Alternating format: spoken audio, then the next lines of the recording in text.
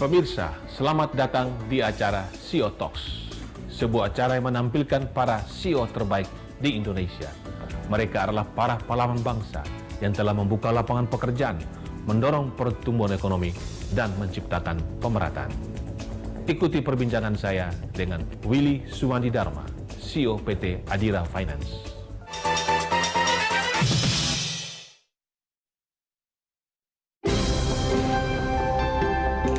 Willy Suwandi Dharma memegang jabatan sebagai Presiden Direktur PT Adira Dinamika Multifinance sejak Mei 2012, menggantikan Stanley Setia Atmaja setelah sebelumnya ia menjadi orang nomor 1 di Adira Insurance sejak didirikan pada tahun 2003.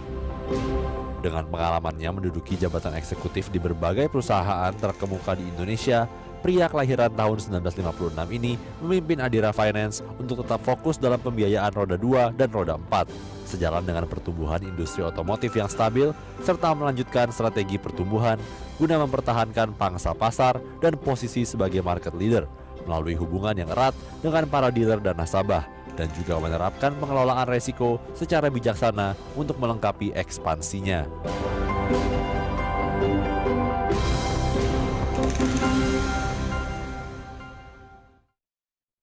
Halo Pak Primus, selamat datang di kantor kami. Terima kasih. Adira Finance. Adira Finance, asri sekali ruangan Bapak. Terima kasih, kita Pak. di Landmark ya. Betul. Pemirsa, di jalan kita melihat begitu banyak sepeda motor, terutama di Jakarta, kota besar, sehingga pemerintah kelihatan kewalan mengatur, dan orang atau pihak yang dituduhkan di belakang sepeda motor itu adalah multifinance. Gara-gara multifinance ini, maka sepeda motor pertumbuhan luar biasa. Untuk mengetahui lebih jauh tentang multifinance, sudah ada bersama saya Bapak Willy Suwandi Dharma, CEO PT Adira Finance. Pak Willy, Ya Pak. seperti saya katakan tadi bahwa orang melihat bahwa perkembangan multifinance ini terutama karena sepeda motor, dan lonjakan sepeda motor ini biang keroknya adalah multifinance. Ya, bisa saja kita dianggap sebagai biang kerok. Tapi bisa bayangkan bahwa dengan adanya multifinance company, begitu banyak orang yang bisa mendapatkan sepeda motor karena Dengan lebih mudah. adanya Adira Finance dengan lebih mudah. Ya. Di Adira Finance ini kalau kita lihat portfolionya, itu lebih dari 50% portfolio Pembiayaan. konsumen kami Ya. itu adalah entrepreneur, pengusaha, ya, yang betul memang membutuhkan sepeda motor itu untuk kegiatan Produktif. produktif. Ya, walaupun kita bilang pembiayaan konsumen, Ya. tapi not necessarily Konsumsi. konsumsi untuk konsumsi, tapi juga untuk produksi gitu. Ya. Jadi ini sebetulnya bisa memberikan multiplier effect kepada. Jadi orang beli sepeda motor tujuannya bukan untuk jalan-jalan ya. Betul. Kalau Ada jalan-jalan, sih yang begitu, jalan-jalan tapi nggak terus banyak. dikit ya. Ya, Kebanyakan orang beli sepeda motor untuk bekerja. betul. Dan di kantor-kantor itu banyak sekali memang menggunakan sepeda motor ya untuk bergerak segala macam. Karena dengan public transportation yang masih dibutuhkan manajemennya yang lebih baik, maka orang menggunakan sepeda motor itu bisa lebih efisien Iya. untuk dari segi cost gitu ya. Nah, sepeda motor ini kan terbanyak di Jabodetabek, Pak ya. Memang luar biasa, Pak ya. Kemudian juga di kota-kota besar lainnya. Bagaimana sepeda motor lebih menyebar, Pak, supaya tidak terkonsentrasi di Jakarta, dan ya di Jakarta kayak sudah agak mengganggu juga, Pak ya. Tinggal menata. Sekarang kan mulai menata tesnya di Tamrin ya. Ya, ini Pak Primus soalnya tinggalnya di Jakarta. Jadi berarti, aduh, sepeda motor banyaknya di Jakarta gitu. Tapi basically sebetulnya kalau kita lihat jumlah sepeda motor itu antara Jawa dengan luar Jawa sekarang itu sudah berimbang, Pak. Jadi sekitar 50-50 Jawa, di luar Jawa, Jawa. 50% lagi di luar Jawa gitu. Berapa sepeda motor sekarang di Indonesia, Pak? Kalau setiap tahun kita jual 8 juta, mungkin secara total itu sepeda motor yang ada di Indonesia ini mungkin sekitar 50 sampai 60 juta. 50-60 juta dibanding 250 juta penduduk kita ya. Sebetulnya kalau dibanding dengan jumlah penduduk, sepeda motor kita belum banyak juga sebetulnya. Oke, persisnya itu penetration rate-nya itu sekitar 27-29%. Artinya satu sepeda motor itu dimiliki oleh 3-4 orang Indonesia. Gitu. Negara mana yang lebih banyak dari kita, Pak, penetrasinya? Ada beberapa negara yang lebih besar dari kita penetrasinya. Karena itu industri sepeda motor itu melihat bahwa masih ada ruang untuk sepeda motor itu bertumbuh. Ya, karena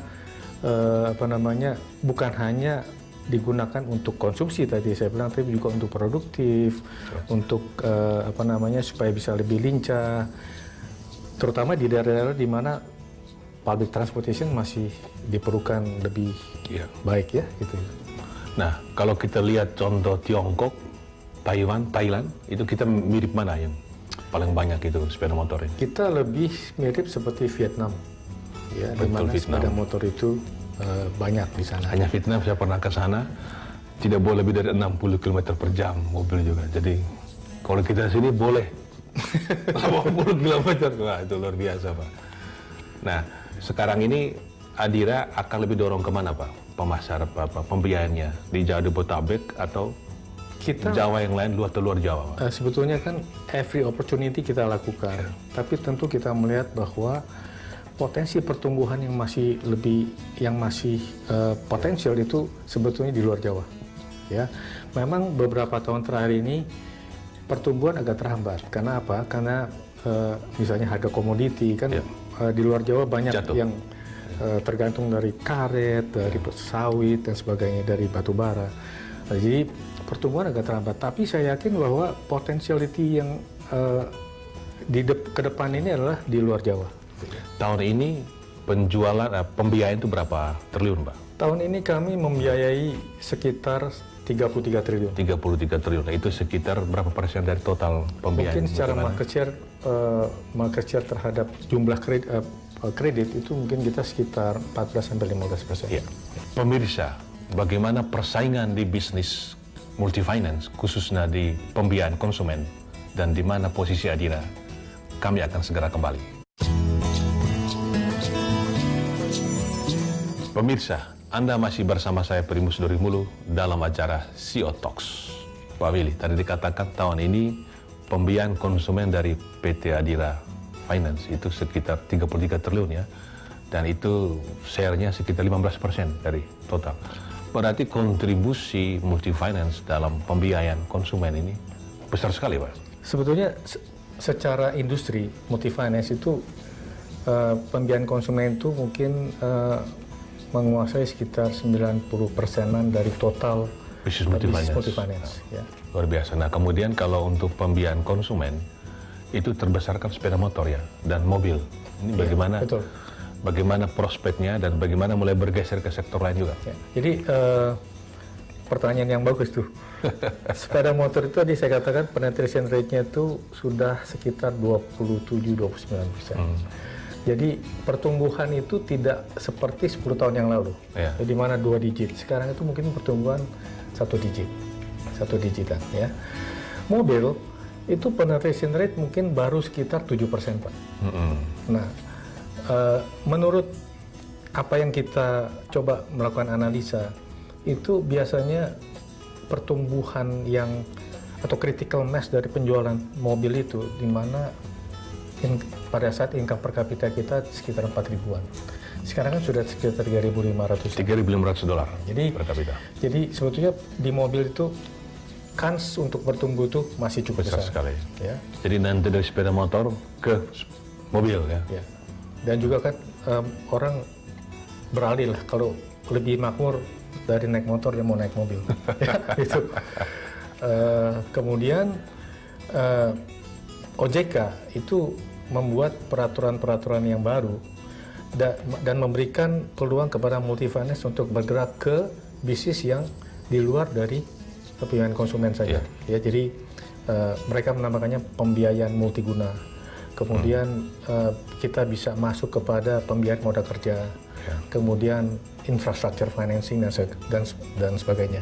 Jadi mungkin hal-hal yang itu yang sebetulnya menjadi new engine growth dari multifinance company.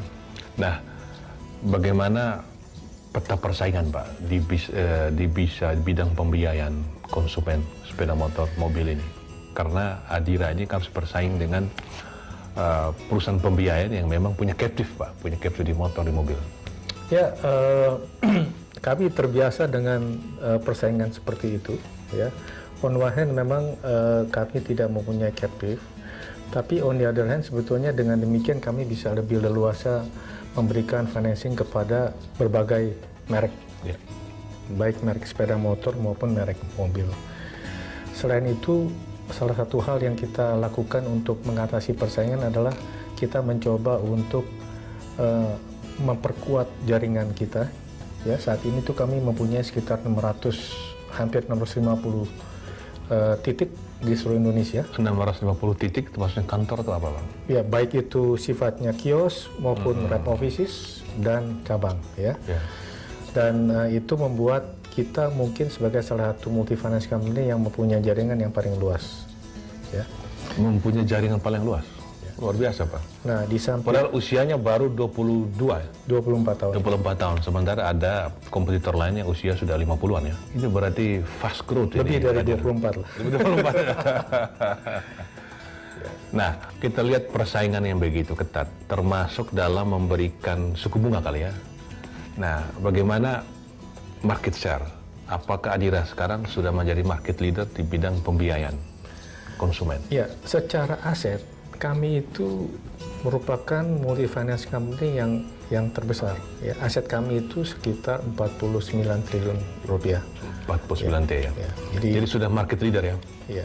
Walaupun kalau dilihat per merek, mungkin kita bukan market leader karena ya misalnya di Honda kami tidak bisa punya market share yang paling besar di Honda. Di Yamaha kami nggak bisa punya market share paling besar. Tapi secara total, secara aset kami itu, kalau lihat dari single company yang menangani Adira. Nah, kita lihat sekarang ada multi finance yang stand alone. Ada yang bagian dari grup finansial. Ada banking, ada insurance, ada multi finance, ada sekuritas.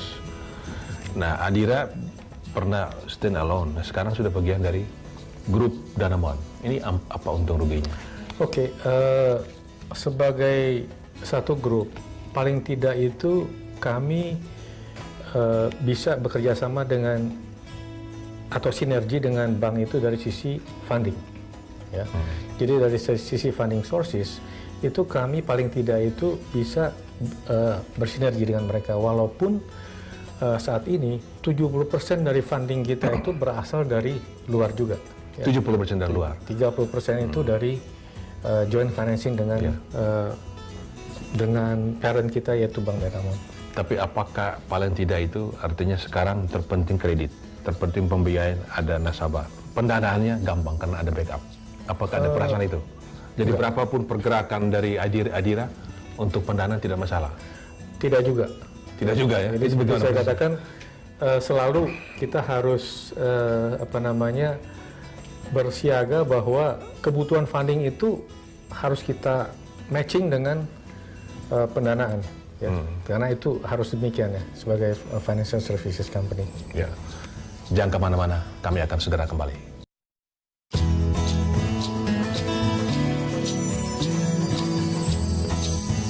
Pemirsa, Anda masih bersama saya Primus Dorimulu dalam acara Sio Talks. Pak Willy, ini sudah di ruangan Bapak nih. Selamat datang di ruangan saya Pak, yang sederhana ini. Asri. Terima kasih. Bisa lihat Jakarta seluruhnya. Monas, Ya, HI dekat ya. Sejak kapan menghuni ini Pak? sejak tahun 2011 ya Pak. 2011 itu ya. Tadi saya sudah berikan pengantar tentang tahun ini. Tahun ini kan kita masuk pada masyarakat ekonomi ASEAN. Nah, ini kan persaingan tambah ketat lagi. Ini bagaimana strategi Adira melihat ini? Untuk menghadapi masyarakat ekonomi ASEAN ini tentu kita harus melakukan beberapa hal. Kita melihatnya ini sebagai tantangan, tapi juga mungkin ada peluang juga, ya. Yang kami akan lakukan atau sedang lakukan sekarang ini adalah pertama, kita tentu harus memperkuat jaringan. Ya, jaringan tadi saya katakan kepada Pak Primus, jaringan kita tuh sekitar 650-an di seluruh Indonesia. Nah, itu kita coba perkuat dari segi jumlah maupun kualitasnya, ya, karena itu sangat penting untuk kita menjaga supaya kita tetap bisa menjaga pertumbuhan kita. Kedua, customer, ya, tentu kita harus menjaga supaya kita bisa meningkatkan customer service, customer satisfaction, ya. Customer kita tuh banyak. Pertama tentu end user, ya.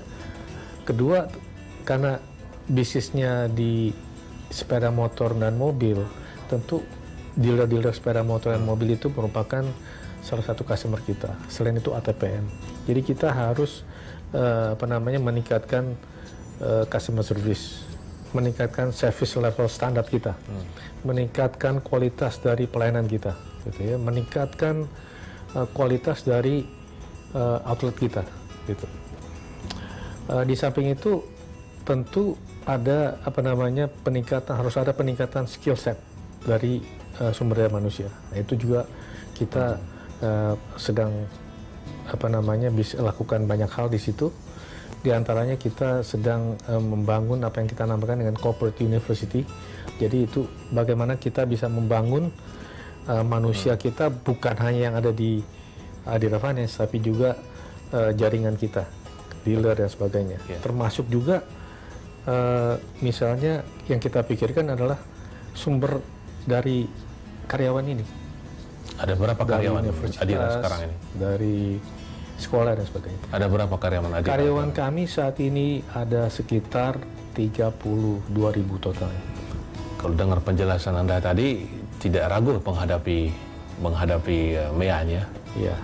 Nah, sekaligus saya kepingin tahu bagaimana strategi Adira 5-10 tahun ke depan untuk tetap menjadi market leader tadi.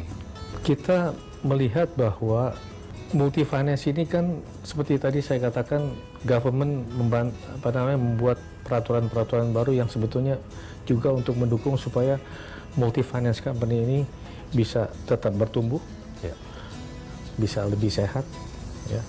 Nah, itu tentu harus kita manfaatkan. Jadi peluang-peluang di mana kita bisa melakukan beyond pembiayaan konsumen, beyond financing, beyond sepeda motor dan mobil. Beyond sepeda motor dan mobil, itu yang kita akan lakukan. Peraturan terbaru dari OJK itu nomor 29 tahun 2014 tentang penyelenggaraan usaha perusahaan pembiayaan, ya, 16 November bulan lalu, ya. Betul. Itu mendorong multi finance untuk melakukan pembiayaan infrastruktur dan proyek lainnya. Itu gimana peluangnya? Mampu nggak? Kan dana besar triliunan. Tentu saja kita harus grab opportunity itu. Pertanyaannya mampu apa enggak, ya itu nanti yang kita pikirkan. Bagaimana caranya kita mencari sumber pembiayaan? Gimana caranya kita meningkatkan skill set? Karena ada perubahan mindset kan. Yang tadinya orang-orang kita itu melakukan financing di mass market, kemudian sekarang kan harus membiayai yang segmen small medium enterprise, bahkan kadang-kadang mungkin kalau bicara infrastruktur itu kan corporate financing kan. Nah, itu yang kita harus melakukan persiapan ke arah itu. Tapi pernah nggak itu kita melakukan multi finance membiayai infrastruktur? Secara tidak langsung kita pernah melakukan atau kita melakukan itu, ya. Jadi kayak misalnya fleet financing, ya, kita membiayai misalnya perusahaan-perusahaan yang menggunakan peralatan itu untuk konstruksi jalan dan sebagainya. Itu kita lakukan, tapi skalanya tentu tidak terlalu besar. Nah, mungkin dengan peluang ini kita coba lebih besar lagi. Bagaimana Pak Willy menapak dari bawah sampai ke puncak? Nantikan ceritanya setelah yang satu ini.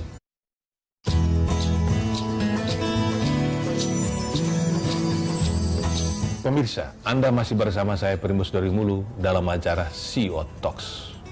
Pak Willy, Pak. Ini Anda sudah mencapai posisi sekian CEO dan menapak dari bawah, tentu mempunyai filosofi, resep yang dipakai. Bisa dijelaskan, Pak? Background saya kan sebetulnya pertanian. IPB, ya. Entah gimana saya dibawa oleh nasib nasib atau bukan ya. Pak Jokowi bilang siapa yang tahu tiba-tiba dia jadi presiden kan. Nasib, kita berikan nasib ya.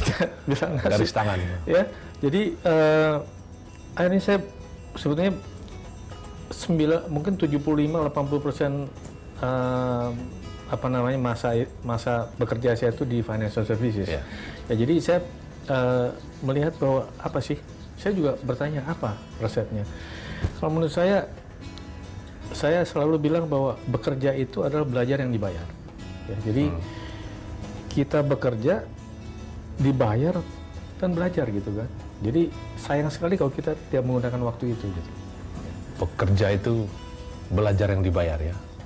Nah, ada cerita menarik juga pengalaman Pak Willy yang saya pernah dengar dalam rekrutmen. Itu jawab Pak Willy, pengalaman Pak Willy itu disenangi oleh yang menginterview. Bisa diceritakan Pak? Ya, jadi ya waktu kita ingin bertumbuh itu kan kita perlu banyak orang. Ya. Jadi saya tanya atasan saya, kita mesti ada nih kriteria apa yang kita perlu cari untuk menjadi karyawan kita. Atasan saya bilang, ya seperti you aja, cari yang orang susah gitu. Kenapa kira-kira Pak? Apa karena struggle-nya? Iya, diantaranya karena struggling ya. Jadi tidak ada pantang menyerah. Karena itu juga yang merupakan salah satu resep saya. Jangan pernah give up, jangan pernah menyerah. Jadi apapun yang kita hadapi, kita tahu harus bisa. Nggak ada kans bahwa nggak bisa, harus bisa. Betul. Dan kata orang, kalau kita mau jadi orang sukses, harus ada keinginan untuk sukses kan Pak? Kalau tanpa keinginan nggak mungkin Pak. Ada passion, betul Pak. Iya. Kemudian barangkali filosofi hidup lain yang dipakai. Saya lihat perusahaannya banyak sekali Pak.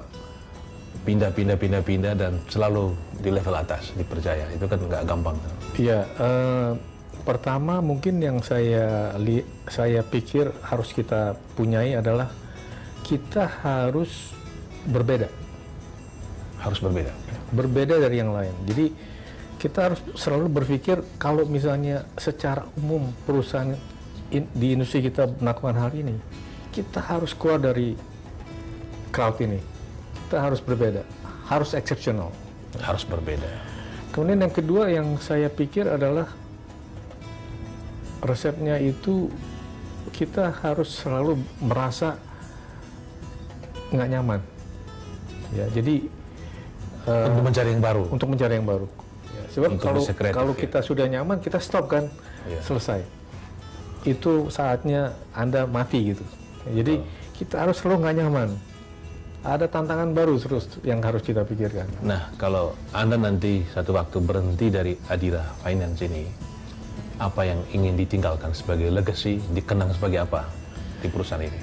Saya berpikir bahwa Adira Finance itu sekarang memang sudah besar. Iya. Tetapi saya ingin supaya Adira Finance itu besar tapi bisa menyejahterakan. Besar dan menyejahterakan. Ya. Nah, karena memang kalau kita kasih kredit itu pedang bermata dua. You bisa menyejahterakan, tapi you bisa menyengsarakan kan. Nah, jadi yang saya harapkan, saya akan bawa Adira Finance itu dia besar, tapi dia menyejahterakan. Besar, tetap menjadi market leader ya di bidang ini. Luar biasa. Pemirsa, sebagaimana dijelaskan oleh Willy Sumantidharma, CEO PT Adira Finance, ke depan Adira akan dibawa menjadi perusahaan yang besar, perusahaan yang menjadi pembeda dengan perusahaan lain, tetapi tidak sekedar besar, tetapi besar yang menyejahterakan seluruh rakyat Indonesia. Kita jumpa lagi dalam acara CEO Talks berikutnya.